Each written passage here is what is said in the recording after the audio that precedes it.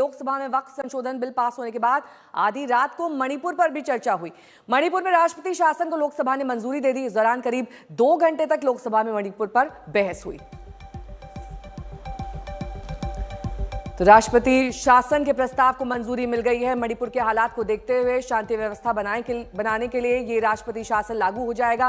रात तकरीबन 2 बजे तक ये बहस चली। 1 घंटा 40 मिनट मणिपुर पर चर्चा हुई, वक्फ संशोधन बिल के अलावा।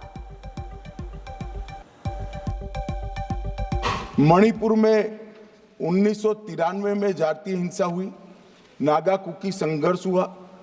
93 से 98 तक 5 साल तक चला।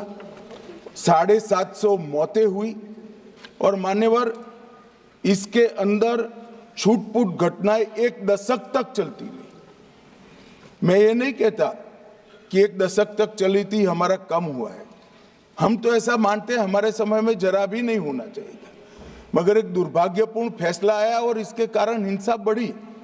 इसको तत्काल कंट्रोल कर दिया गया। जो 260 मौतें हुई है मान्यवर, इसमें से 80% पहले 1 महीने के अंदर ही हुई, 80%। बाकी सारी मौतें बाकी महीनों में होती गई। Now, sir, this is a very serious moment in our own country's history and in the history of Manipur. Decision-making power has been shifted from locally elected representatives to the central government and the governor appointed by the central government. And that is a very onerous responsibility at a time when sadly our own Prime Minister has not gone to listen to the pain and trauma of the suffering people. Even the Supreme Court has sent a delegation 2 weeks ago. They have visited, they have seen the conditions of the people there, and we would urge that this omission be rectified as soon as possible. In addition to that, sir, we really have to look at what President's rule means in practice for the people of Manipur. वहीं TMC सांसद shiny Ghosh Manipur पर सरकार को घेरने के लिए शेरो शायरी का सहारा लेते दिखाई दी। कि तेरा इंतजार करेंगे हम, चाहे जमाने लग जाए, या तो तू आ जाए या हम ही ठिकाने लग जाए। तो सर, ये शेर मुझे अच्छे दिन की याद दिलाता है, वो दिन के जिसका वादा था, इस सरकार के नेकी का जो इरादा था।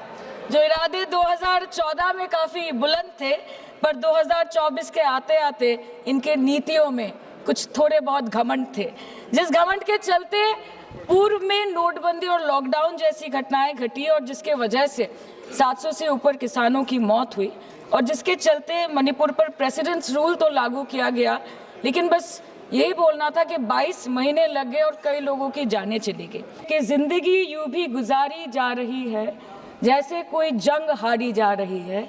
जिस जगह पहले के जख्मों के निशान हैं, फिर वहीं पर चोट मारी जा रही है, फिर वहीं पर चोट मारी जा रही है।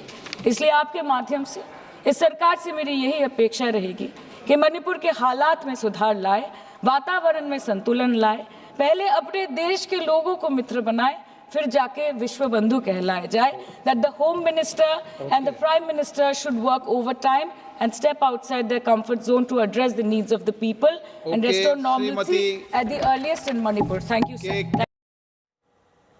तो कल जब लोकसभा में मणिपुर पर चर्चा हो रही थी, तब वहां राहुल गांधी मौजूद नहीं थे। इस पर बीजेपी के सांसद तेजस्वी सूर्या ने राहुल गांधी पर निशाना साधा।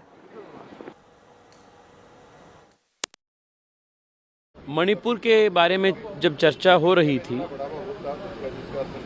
Leader of the opposition Rahul Gandhi ने पार्लियामेंट में 2 मिनट के लिए भी प्रेजेंट नहीं थे।